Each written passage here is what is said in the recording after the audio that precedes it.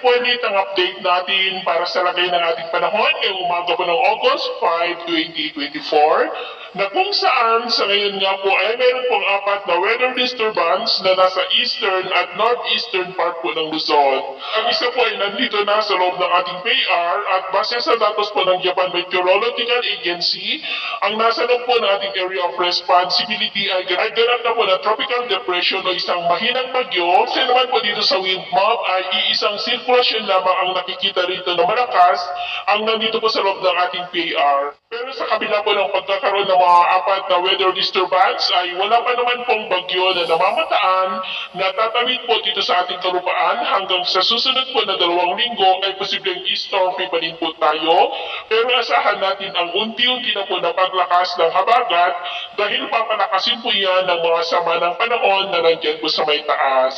At sa lagay ng ating panahon ngayong madaling araw ay maayos pa rin ang panahon sa malaking bahagi ng ating bansa maliban sa mga tsansa ng mga isolated rain sa ilang bahagi ng La Union, Pangasinan, Vigan, Zambales, Bataan, Metro Manila, ilang bahagi ng Calabarzon, Bicol Region, Occidental Mindoro, northern part ng Palawan, Catarman, Northern Samar, Ormoc, Davao del Sur at Sulu Archipelago. At mamaya ay sisikat naman ang araw sa malaking bahagi ng ating bansa maliban lamang sa matyansa ng maulap na kalangitan with isolated rain sa ilang bahagi ng La Union, Pangasinan, Zambales, Bataan, Pampanga, Bulacan, Cabanatuan, Metro Manila, Calabarzon, ilang bahagi ng Bicol Region,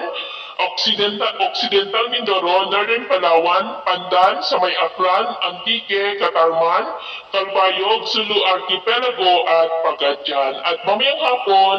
mas maraming lugar muli sa ating bansa ang makakaranas ng maulap na kalangitan with isolated light to heavy rains. Kaya kung lalabas tayo sa ating mga tahanan, ay gawin po natin lagi ang magdala ng kahit anong panangga natin sa init ng araw at proteksyon na rin po sa mga biglaang buhos ng ulan. At sa ating naman po mga baybayin, wala po tayong nakataas na namang gale warning signals, pero ba yung pag-ingat lamang po kung papalaot tayo para po mas makaiwas sa mga sakunang pangkaraniwan.